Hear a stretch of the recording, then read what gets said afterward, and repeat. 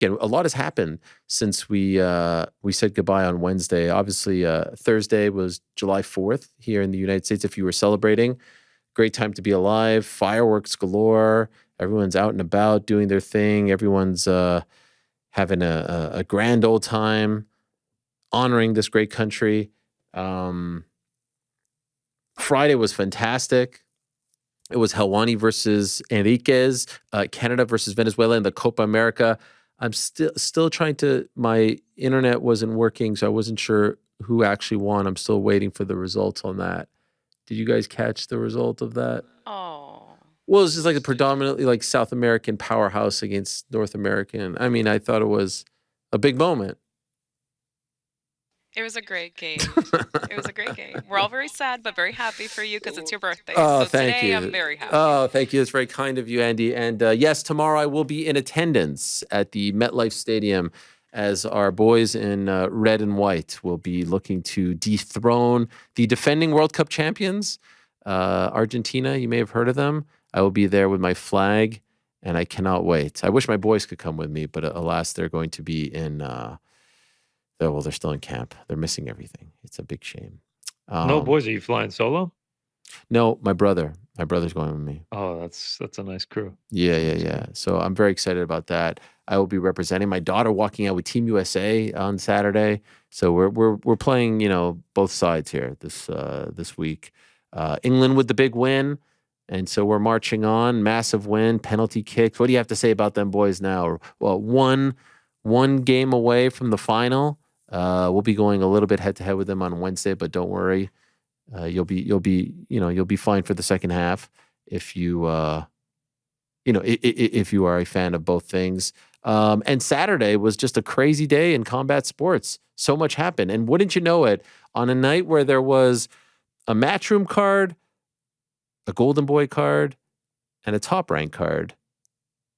It was Jorge Masvidal and Nathan Diaz on the Fanmio card at the sold-out Honda Center in Anaheim, who provided us with the best action, the best fight, the most thrilling fight, and the best crowd.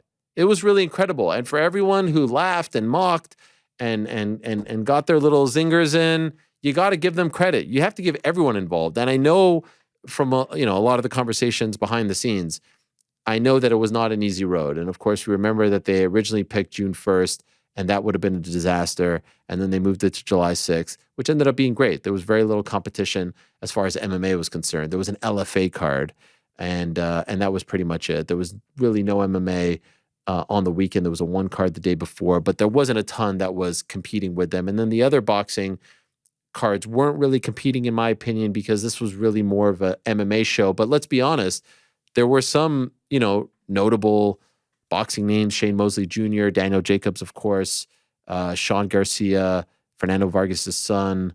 There was the Chris Avila Pettis fight, which leans MMA, and then, of course, this main event, which was great. In the end, as you probably know, Diaz gets the nod via decision. This is what happened. I'll be honest with you guys. I watched it on pay-per-view.com, which I can't say enough about. I think of all the streaming services out there where we can watch fights, it never gives you problems. The live, the rewind, the forward, all that, glitch-free. The chat is cool. It's a nice little companion piece. No subscription required, which is very nice as well. Sign in, do your thing. I enjoy it very much.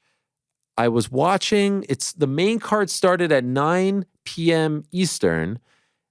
By 10:30, so I went on a little mini trip with my wife and daughter. So I'm in a hotel room now. The lights are closed. I'm like, all right, I'm going to watch in bed. By 10:30, there's still 4 fights left. They keep going to the freaking desk. Let's go to this. Let's go to that. I'm like, oh my God, this thing's going to go till like 1:32. So I decided to call it a night. Woke up early, 6:15 or so. Luckily, no one texted me about it. I got one text about a pre-fight thing, thank God. Fired it up, watched the whole fight, enjoyed it from the comfort of my bed in the hotel room, and got to that. So I will say, for all the jokes, for all the zingers, for all the knocks, for all the this and that, they sold the place out. It was the best fight of the weekend. The broadcast was professional. It looked good. It felt big. It felt important. Having Moro on the call was great. Sean Porter was great. Sugar Sean was very solid as well. I enjoyed his presence. I liked having him there. Gave it some extra oomph having a UFC champion. And the fight was fantastic. Way better than Diaz versus Paul. Way more exciting than Diaz versus Paul. And, there's not really much. Both guys got paid. There's really not much. It was an okay price point. I don't think it was too crazy. Kudos to them. Congratulations.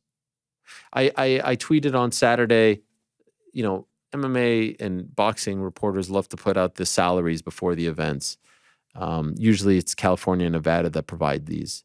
And I think it said like 500,000. That is massive cap. People were like, well, why don't you say what it was? Not for me to say, but let me just tell you, it's many multiples of that. Nate Diaz ain't fighting on a fan Mio card for 500,000. Are you out of your mind? And so knowing that, I don't even know why these things get reported. Now the undercard guys, it's a lot more accurate. Main event guys, nowhere near that. And so they got a pretty payday. They got a big bag, as the kids like to say. The production was, I thought, really good. It looked good. It felt big. It felt important. And it was a really, really good fight. Now there's some debate. Did Nate win a 2? Should it have been 6-4?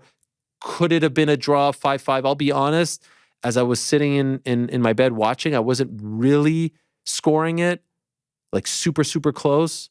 I was just kind of enjoying it, if I'm being honest. I wanted them to put on a good show, and they did. Nate's volume was obviously a lot more than Masvidal's.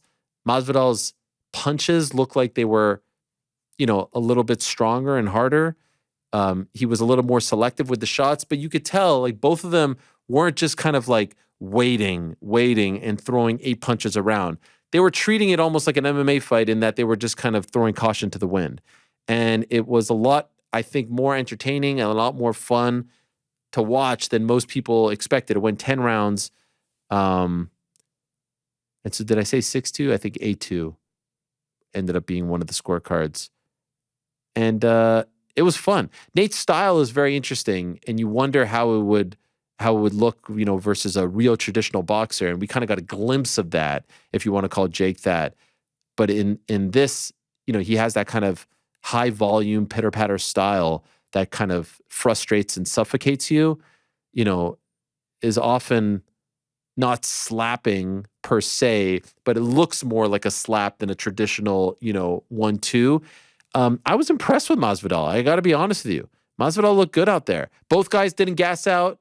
Both guys were in it till the very end. Both guys had their moments. Both guys landed big shots. I really, really enjoyed that fight. And on a night where you had, like I said, a Golden Boy card with a solid main event, Cabrera Zepeda, Shakur Stevenson, another ho-hummer, and now we wonder where he goes from here. It looks like his relationship with Top Rank is coming to an end. And then the Matchroom card earlier in the day, Money in the Bank was happening at the same time, which was a phenomenal event. Money in the Bank and NXT yesterday, 2 amazing cards. WWE just on fire. But as far as like the real deal stuff, this was the fight of the night and the best boxing match of the entire weekend. Rick, agree or disagree? I can't say I saw everything, going on to say definitively, but for everything that I saw, and I was watching quite a bit, it was fantastic. It was the best of the weekend by far. It was just a perfect pairing, a competitive matchup, and going into it, my major gripe, if there was one, I wouldn't say I had a major gripe, but my reservation, if any, was the fact that I'd rather see them do MMA. And then after the fight, I'm confidently stating that I would rather watch them box. And I did not expect that change going into it, but I would much rather see them box than do MMA against each other. I have to admit, I really enjoyed it. I was worried that it would be a total stinker. And let's be honest, the reaction to the announcement of them fighting a few months ago was met with a lot of apathy. Oh, come on, really? Everyone got their takes in. Let's give these guys credit. They sold that place out. 18,000 people. Who knows what it like? Paper, not pay. The place was full. It looked big. Casey was there and said it was rocking. Like Yeah, it was full to the brim and rocking. And not from the main event on. Like it was several fights prior. Like really from the main card, it felt big and important. Like from the start of the main card, I should say. We take this stuff for granted because we live in a UFC world where this happens every weekend. Fanmio is not a promoter. Real Fight Inc. is not like an established brand. Game Bred Fight, like, you know what I mean? It's hard to do that. It is really freaking hard. It is really, really freaking hard. We take this for granted. The UFC has made it look very easy. It is not easy. And I think Nate and his team have learned that it's fun to be anti-establishment when you're a part of the UFC machine. It is not easy to be the establishment. It is not easy to put on the event. They got a glimpse of that with Jake and company, but they kind of ceded a little bit of power to them because they had put on more events. MVP this time, like they were right in the thick of it. And it's not easy. It's not easy. And what's interesting now, as far as Nate is concerned, is, you know, after the Jake fight, you thought like, oh man, like what does this do to his, you know, to his drawing power, to his star power? He just lost to Jake. He didn't look great in that fight. Now I feel like he's right back in there. And I was, if I can offer one piece of criticism, it would be the call out. He called out Jake and he called out Leon Edwards. I don't think he's getting a Leon Edwards title shot. And of course, Leon has to defend the belt in just a couple weeks' time. I don't think it's a crazy thought that he goes back to the UFC, but even if he does go back to the UFC, I don't think he's getting a title shot off the jump. I don't know. I don't think, correct me if you feel otherwise, I don't think there's a big demand for him to fight Jake. I don't think anyone cares. Do you agree or disagree? Only in MMA. Only in MMA. No interest in boxing. Only in MMA. But there's one name that if he would have said it on Saturday night, everyone would have gone crazy. We haven't talked, but I'm sure it's the same name. Conor McGregor. Yes, that's the one. No brainer. It's literally the one. This weekend, talking to people like, is he going to fight Conor next? I'm like, I don't think so. Like, there's no, how do you not get on the microphone and say, let's settle the score? How is that not the call out? It seems that Conor McGregor would rather fight anybody than Michael Chandler at this point. His Instagram post on the injury said, like, if it's Michael Chandler, he's aiming at Dustin Poirier. It seems like Conor McGregor was there for the taking if there's somebody who can create interest, and Nate Diaz created interest to the point where Conor McGregor is placing potentially fugazi $500,000 bets on Nate Diaz. He was paying attention to Nate Diaz here. If Nate Diaz hops on the mic and calls out Conor McGregor, the buzz would have been insane. Yeah, there it is. Now, this is probably some sort of promotional thing, but he puts it out there. He gives the, you know, honestly, that thing got 3.5 million views.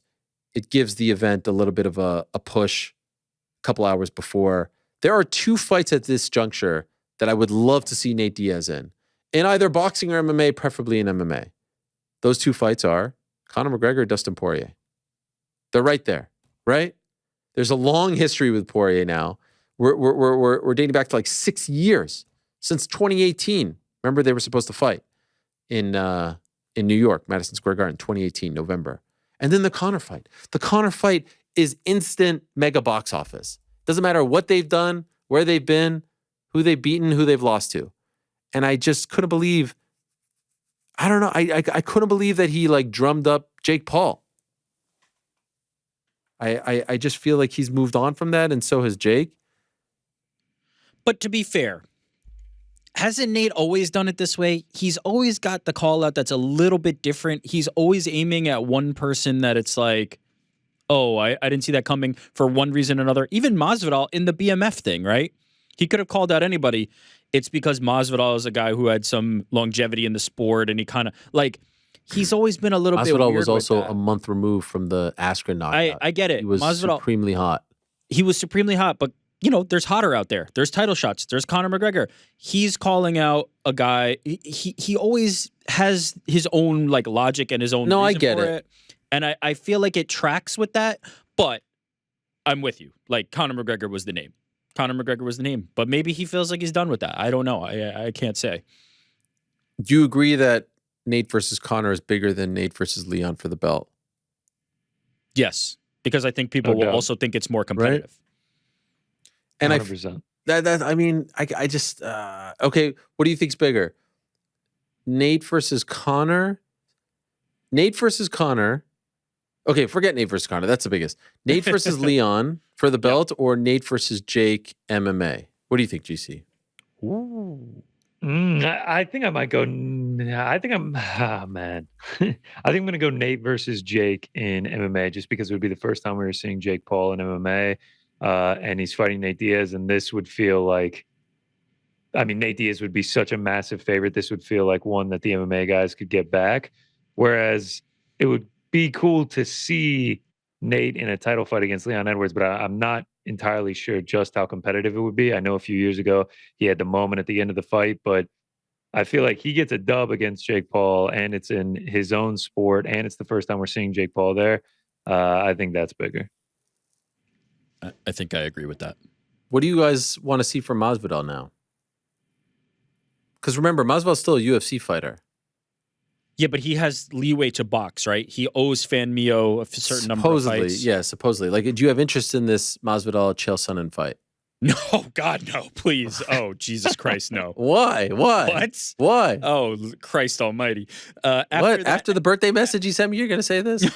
after that fight with Anderson Silva. Well, that was good. Never going to look really good. I mean, so the next one's going to be the Yeah, showcase. Chael is still in his late 40s. Like, it's not like he's going to make a run in boxing. I mean, I know they have this rivalry, but I think there's bad blood. There's bad blood. Oh God, here we go. He's almost 50 as well. No, I'm not interested in that at all. Do you want to see him box again? Because I have to admit, like, he looked good. It was good. I dug it. And by the way, I think we're not giving enough credit to what Nate Diaz had said in pre-fight media at the open workout. He did a scrum and he said transparently, like he was pretty honest about it. He was lazy and unmotivated to fight Jake Paul. He's used to being in better shape. The fight was at a weight that was higher than his actual weight, and he was eating and just not like motivated. Yeah. And it looked like it in the ring. Yeah. The Nate Diaz that we saw on Saturday looked motivated, was in crazy shape, had the cardio, was pressing the way that Nate Diaz does at the end of fights. And I love those two boxing each other because 10 rounds is what you want for Nate Diaz. Like, it didn't look that way in the Jake Paul fight because he didn't give a shit. But 10 rounds is what you want from Nate Diaz. The book on him has always been him saying, I've never lost a fight, I just ran out of time. 10 rounds allows him to not run out of time. It allows him to tell more of a story and utilize his cardio as more of a weapon. I loved the two of them boxing. I'd be interested to watch both of them box again. For Jorge, Mike on the post-fight show suggested Darren Till. I'd be okay with a Darren Till versus Jorge Masvidal. He's already dead. It's not a bad shot. I'll tell you what, with all due respect, I would much rather see Jorge against KSI than KSI in this. Oh, yeah. Whatever sure. this is. Oh, the handicap 2-on-1? No doubt. Absolutely. Like, actually, Jorge versus KSI is kind of really interesting to me. I'd take that in a heartbeat. Remember, that was the thing that kind of happened like a year and a half or so ago on the show where I suggested it and they were kind of looking into it. And I'm pretty sure KSI is on the okay list. Like there's this list that the UFC gave Jorge that he's allowed to take fights with X, Y, and Z. The Till fight, I mean, has a great story. Don't hate that. I think the KSI one. I mean, would you be interested in Jorge versus Jake? No. I think Jake is not really elevated above that to a certain degree. I wouldn't hate it. Look, I'm not going to be like super mad at it. Jorge versus Mike Perry and bare knuckle? Oh, boy. I mean, sign me up for that. Hell yes. Are you kidding me? That would be pretty freaking sick. Hell yes. Is Jorge going... I don't know. He promotes bare knuckle, but is he willing to do bare knuckle? No, I don't know. And is he even allowed? Yeah, Isn't the contract it's not like on the list. Traditional boxing. I'm just saying. I'm just trying to. I'm in. I'm all in. If you give me that. Sort of the same weight class, even though Jake. That might be my number one for Jorge. Obviously, Mike Perry. The possibility of it happening is low, but yeah, him versus Mike Perry and BKFC, that would be incredible. This may not be the best take of them all, but I'm just happy both guys look good. I'm happy both guys put on a show. I'm happy it was entertaining. It was exciting. I wasn't really caught up in the result, as weird as that may sound. I'm happy it wasn't a draw. I do think the 8-2 isn't fair. I do. I mean, Sean Porter was scoring it live, and he had Jorge winning. I think he had him winning by like 3 rounds. Well, kinda. And then by the end, he said 97-93 draw or something. That who didn't knows? Even make but like sense. when they were showing it throughout the fight, like he kept having Jorge up. Yeah. So I don't know, but like both, like it wasn't. The Paul showing wasn't a great one for Nate, and here I thought he looked great. Like he looked as we were hoping. I think he was going to look against Jake. If you're a longtime fan of his, comes out, he's wearing the Be Real shirt. Shout out to Mike Tyson back in the day. Shout out to Real Fight Inc. He's coming out there. You know, he's looking bad. He's in California. I don't know. It felt solid. It felt big. It felt fun. It felt important. And I know it was a very rocky road for them to get to this point. So I enjoyed it. Yeah, there it is. Look at that. That's pretty freaking cool. How many people watching got that reference? And of course, the name of his promotion is Real Fight Inc. So now I feel like he's got options again. I don't know if he goes back to the UFC. I know when he was, when he was free post Jake Paul, the UFC was telling people like, nah, he hurt his brand, and we told him not to take that fight, and it wasn't a good fight, and all this stuff. And they weren't fucksing with him, if you get what I'm saying. But now I feel like there's a demand, and there is a massive demand. I feel like, okay, last one. Nate, what does more on pay-per-view? Nate Connor Chandler. Oh, come on. Nate Connor, like by magnitudes. Wow. Many magnitudes. No doubt. You agree, GC? 100%. Yeah. Wow. Yeah. I don't even think it's a real argument. Wow. All due respect to Michael Chandler, Nate is a legitimate partner in that, right? Conor McGregor and Nate Diaz are two superstars. Michael Chandler is not of that caliber. Trilogy, long-term bad blood between the two. No question about it. That's not a question of Chandler's fighting. I'm just saying in terms of star power. Broad spectrum fan base as well. Nate Diaz is bigger than Michael Chandler. All right. Thanks for watching. We appreciate it very much. Hey, if you like this video, give us the old thumbs up. Subscribe as well. You could get many more of these videos on the channel, so please do that. We would love you forever if you did so.